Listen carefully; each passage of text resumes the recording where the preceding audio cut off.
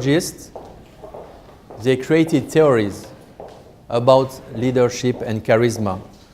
At the beginning, I spoke with you about Max Weber. Max Weber is a German sociologist. I will skip on him because it can be a little bit complex. But there is this man that you know because Carlyle is a very famous name now. It's a brand name, Carlyle. You know what is Carlyle? The name of this man is Thomas Carlyle. What is Carlyle nowadays? You should know. In the region, you should know. Carlyle Group. They are based in Washington. I heard something, I think. You don't know Carlyle Group? Carlyle is very famous group. It's a VC, venture capital firm based in Washington, who is mainly investing in defense.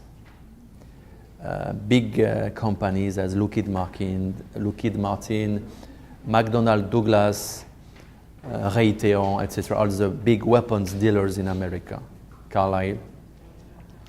And you have many people from this region who are shareholders in Carlyle Group. It's very famous.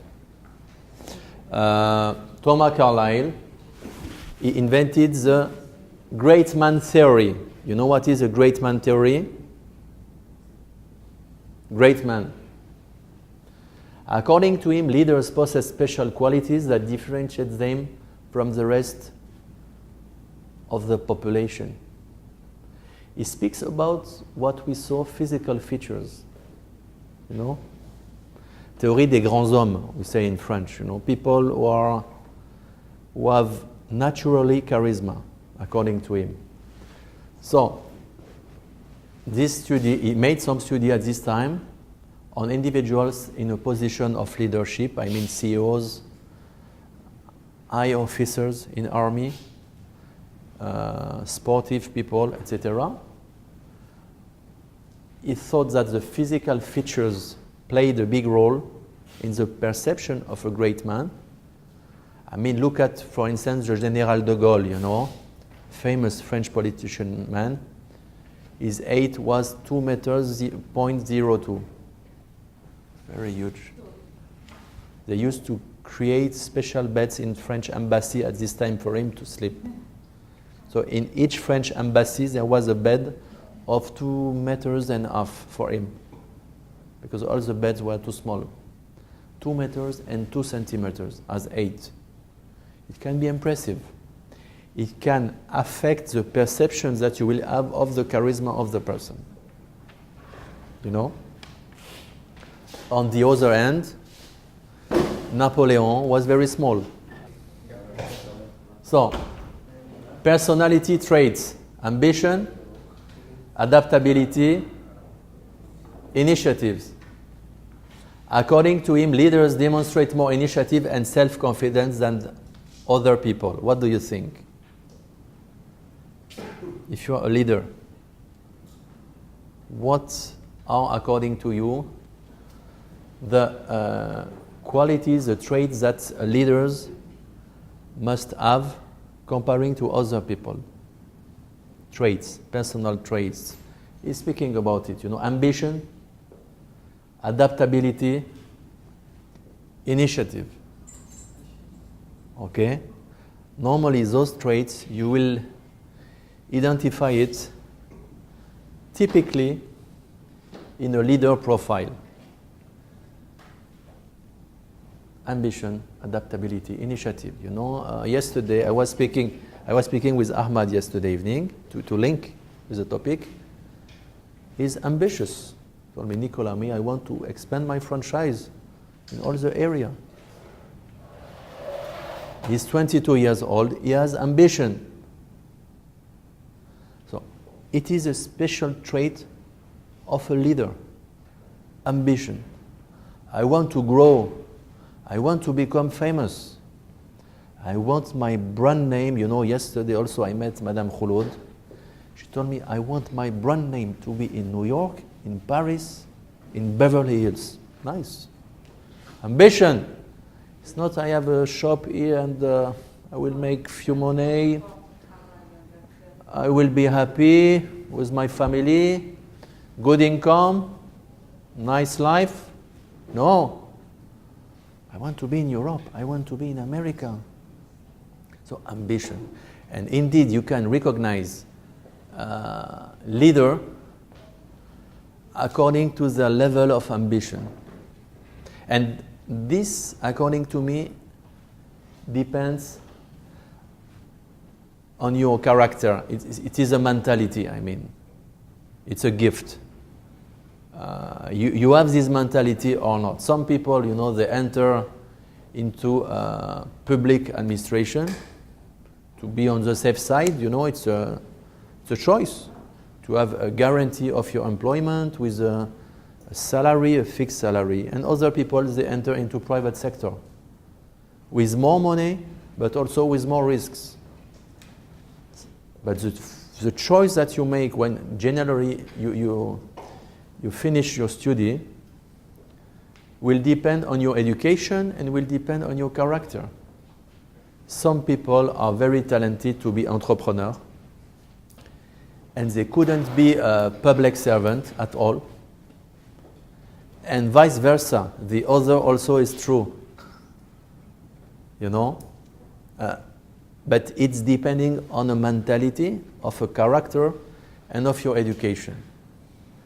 You know, I think very young, and it's the case of Ahmed, by the way, if you are an entrepreneur or not. Ahmed is 22, he created his own burger restaurant at 22. He's clearly and definitely an entrepreneur. It's clear. No ambiguity, and it's obvious he is an entrepreneur. And at a very young age, by the way. Okay? So this is a great man theory. You can just bear it in mind. You know, Mr. Thomas Carlyle identified a kind of profile regarding great man. His name is the great man theory, la théorie du grand homme.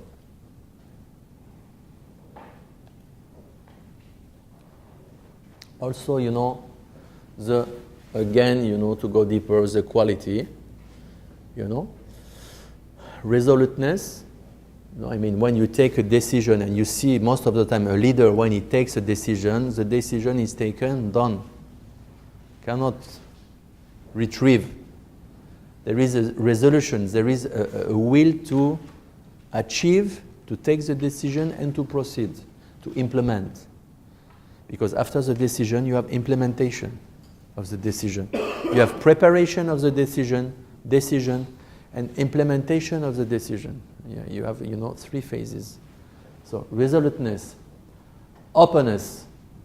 You know, openness means sharing and taking into consideration the team. You know, a team is also a key word, you know, in this module and also in the whole training, the team.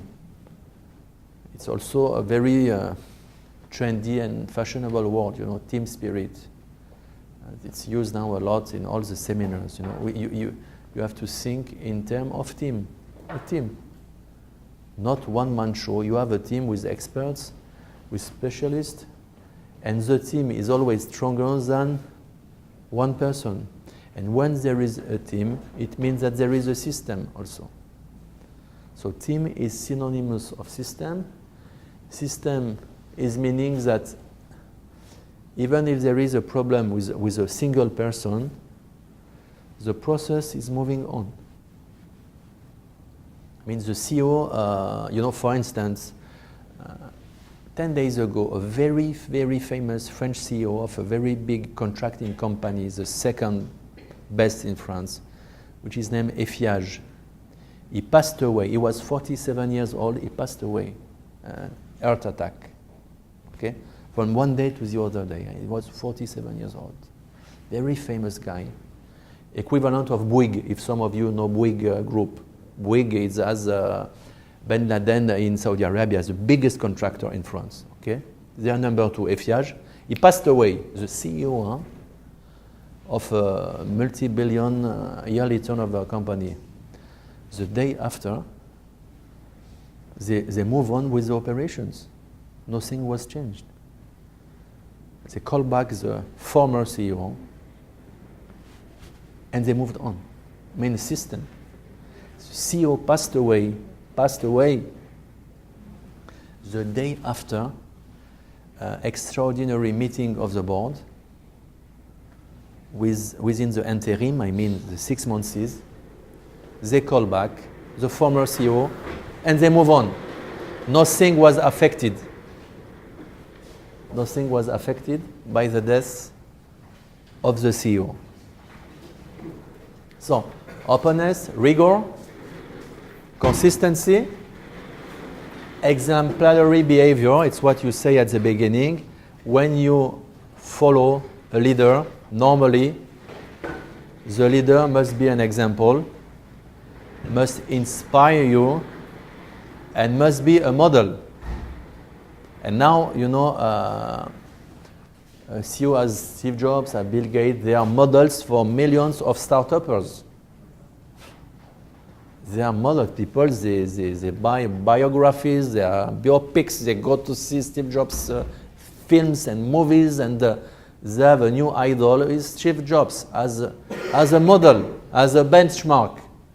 We want to become the next Steve Jobs, the next Larry Page for Google, the next Jeff Bezos for Amazon, the next Mark Zuckerberg for Facebook. Those people, they inspire.